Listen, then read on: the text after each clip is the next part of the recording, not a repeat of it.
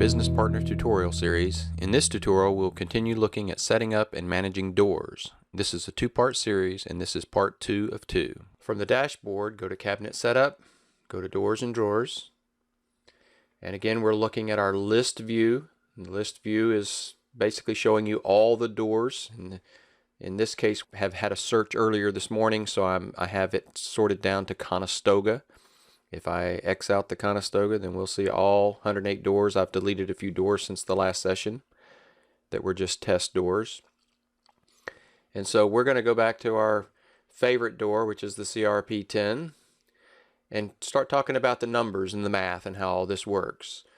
So we have here an outsourced door drawer cost or drawer front cost of $11.70, and this would be a published cost. So if your vendor does not have a list price or published cost that has a discount taken from it because you are a wholesaler technically, because you're a manufacturer, then you would just put their published price in here if they don't offer any type of discount, and then this would be zero. But if you are buying from a company like Conestoga that offers a discount, then you would enter their published price or list price here and your discounted cost here, and we calculate that for you, so you're not having to sit there with a calculator figuring out what needs to be entered into these fields.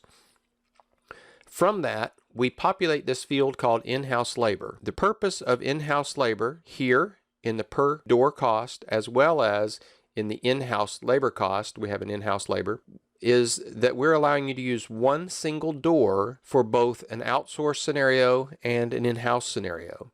You don't have to utilize this. Just let it do its thing and ignore it, and then always choose outsource if you use vendors' doors, and then create your own doors and pay attention to the in-house labor cost for those doors and choose the correct source when you're doing the material entry in Business Partner. But this door, or this methodology, allows you to do both with a single door, and we'll try to go over that. I'll try to explain it and how it makes sense to do that, but there's also some implications to doing that. So here we have our in-house labor cost that's calculated, and because it has a red line around it, that always means that you can override that cost. If the field is white, you can enter something into it. If the field is not white, then it is a calculated field and you are not to enter anything into those fields. If the field is white with a red line around it, that gives you the ability to say, yes, I see that you've calculated this in-house labor cost at $9.36, but my in-house labor cost is $10 per door. And so you could come in here and type in $10. And as you see, the whole field turns red, so you know you have overridden it. And from that point forward, anytime you come to this door, you'll know that you've overridden it because it will be red with the red line around it. If I take out my numbers, it'll recalculate as it had before, but that gives you the ability to override it. And our philosophy on this is that we can use this one door, this CRP10, and price it to clients as though we were going to purchase it from Conestoga every single job we do, and then in the few jobs that we take and we're not busy or as busy as we would like to be, or as busy as whatever our trigger point is, then we can go ahead and manufacture this door in-house.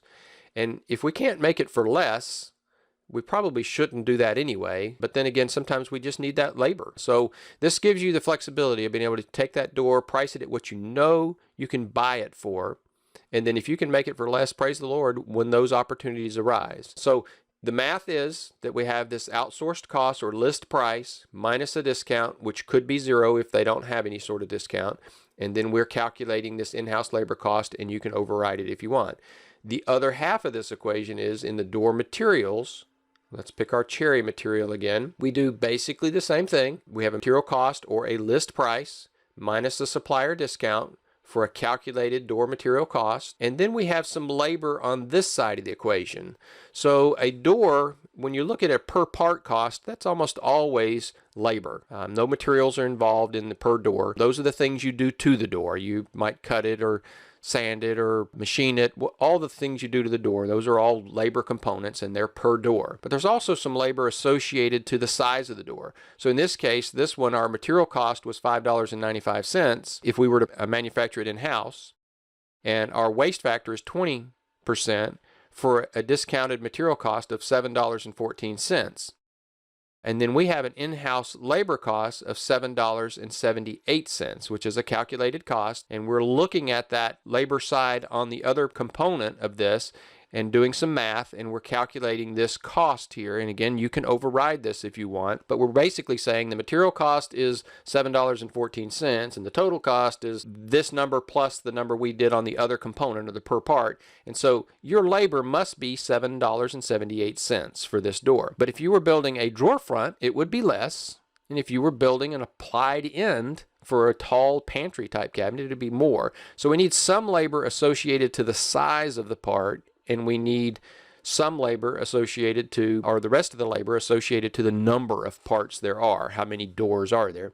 And so that's how we're calculating this. You can use parts and pieces of this. You can zero anything out. You can have your calculations based off of square footage only with no additional cost associated to them by just zeroing some of them out. You can have your cost per door. There's a door company in Alabama that sells doors for so much per door, period, just a flat rate per door. There's probably some sort of fee for an extra large door or an applied in, but their basic price structure is just per door. So that's how the numbers work for business partner doors. And we're going to cover drawer boxes in the next video tutorial, and hopefully that was helpful. I do see one more field up here I want to touch on, and that is finished or unfinished. The finished field tag is meaning you're going to do the finishing in-house for this product. You're going to have to spray it, paint it, do something to it to finish it. And that finish could include, and we'll talk about that in the finish database, it could include laminate. You could be putting on a glued on finish, a sheet finish of some sort.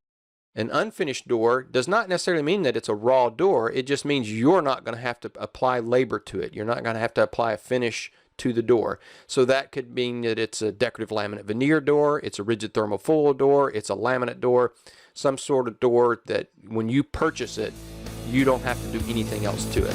So that's what that toggle's about. So that's it for this video, and look forward to seeing you on the next one on drawer boxes.